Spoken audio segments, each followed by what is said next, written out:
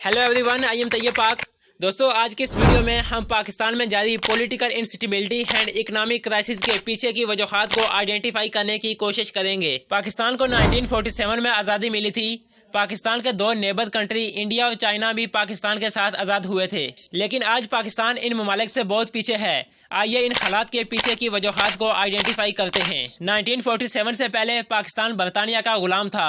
14 अगस्त 1947 में जब हमें आज़ादी मिली तो विरसे में हमें सियासी और माशी पॉलिसी भी मिली, और आज तक पाकिस्तान की लीडरशिप पिछले 75 ईयर से उसी सियासी और माशी पॉलिसी को फॉलो करती आ रही है। पाकिस्तान की लीडरशिप पिछले 75 ईयर से अपनी कोई भी सियासी, समाजी और माशी पॉलिसी ही ना बना सकी। दोस्तों, पाकिस्तान की political history full game of throne है जो काफी इंटरेस्टिंग है। पाकिस्तान को 1947 में भारत के साथ आज़ादी मिली थी, लेकिन पाकिस्तान का पहला डेमोक्रेटिक इलेक्शन 1970 में हुआ, आज़ादी के 23 सालों बाद। 1947 से लेकर आज तक पाकिस्तान ने 29 प्राइम मिनिस्टर देखे हैं, लेकिन इनमें से एक भी प्राइम मिनिस्टर ने अपनी पूरी term that is 5 year complete नहीं किए। 18 बार उनको अपनी पोजीशन से निकाला गया, करप्शन की वजह से या मिलिट्री क्रूप्स की वजह से। अभी रिसेंटली पिछले साल इमरान खान को अपनी पोजीशन से निकाला गया।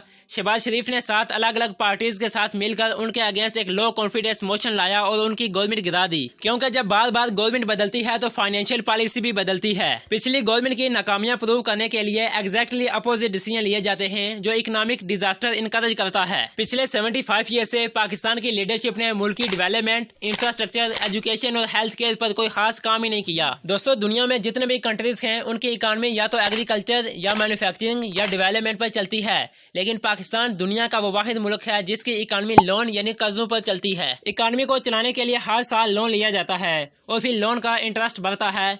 ये लोन पे करने के लिए पैसे तो होते नहीं हैं, फिर उसी लोन का इंटरेस्ट पे करने के लिए और लोन लिया जाता है। पिछले 75 ईयर से पाकिस्तान की पॉलिटिकल लीडरशिप ने मुल्की इंडस्ट्रियलाइजेशन, मैन्युफैक्चरिंग, एग्रीकल्चर, डेवलपमेंट पर कोई खास काम ही नहीं किया। अगर इन चीजों पर काम नहीं किया जाएगा तो इकोनॉमी कैसे ग्रो करेगी? पाकिस्तान की लीडरशिप ने इकोनॉमी को चलाने के लिए सिर्फ 2 तरीके अपनाए, एक लोन यानी IMF वर्ल्ड बैंक और दूसरे मुल्कों से कर्जा, और दूसरा एड यानी दूसरे मुल्कों से मदद। इन पॉलिटिकल लीडर्स ने एड और लोन का ये पैसा भी मुल्की डेवलपमेंट पर नहीं लगाया, बल्कि करप्शन में इस्तेमाल किया है। इन्होंने पाकिस्तान से बाहर इंग्लैंड और कई दूसरे मुल्कों में अपनी प्रॉपर्टीज बनाई हैं और पाकिस्तानी अवाम को बेवकूफ बनाए रखा। अगर पैसा मुल्की डेवलपमेंट पर नहीं लगेगा तो मुल्क कैसे चलेगा?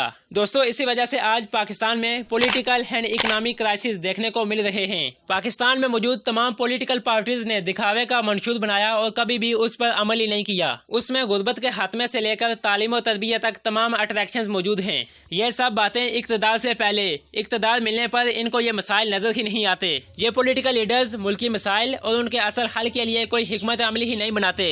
एक्चुअली ये लोग पाकिस्तान के लिए मुखलिस ही नहीं होते, इनका मकसद पाकिस्तान को लूटना होता है। दोस्तों, पाकिस्तान के क्राइसिस की सबसे बड़ी वजह पॉलिटिकल इंस्टेबिलिटी है। पॉलिटिक्स का स्टेबल ना होना फॉरेन इन्वेस्टमेंट को दूर रखता है। जहां गवर्नमेंट 5 साल की गारंटी नहीं दे सकती, वहां कंपनी अगले 50 सालों के लिए इन्वेस्टमेंट क्यों करेगी? पिछले कुछ सालों से पाकिस्तान की इकोनॉमी साल दर साल गिरती चली जा रही है और कर्जा बढ़ता ही चला जा रहा है। वर्ल्ड बैंक कहता है कि इस साल भी पाकिस्तान की इकोनॉमी 2% से बढ़ेगी और इन्फ्लेशन 23% से। पाकिस्तान के एक्सपोर्ट $30 बिलियन हैं और इम्पोर्ट $90 बिलियन, यानी हर साल ऑन एवरेज पाकिस्तान $30 बिलियन कमाता है और $90 बिलियन खर्च करता है। इस इतने बड़े गैप की वजह से फॉरेन रिसोर्सेज तेजी से कम हो रहे हैं। पाकिस्तान का GDP है $376 बिलियन और उन पर कर्जा है $274 बिलियन। लोन पे बढ़ता है इंटरेस्ट। हर साल पाकिस्तान के बजट का 1/3% हिस्सा इन्हीं लोन्स की रीपेमेंट में जाता है, यानी पाकिस्तान एक डेट ट्रैप में अटक चुका है जिससे निकलने का सिर्फ एक ही रास्ता है कि और कर्जा लो। पाकिस्तान ने इंटरनेशनल मॉनेटरी फंड IMF से 22 बार लोन लिया है और कभी भी टाइम पे वापस नहीं किया।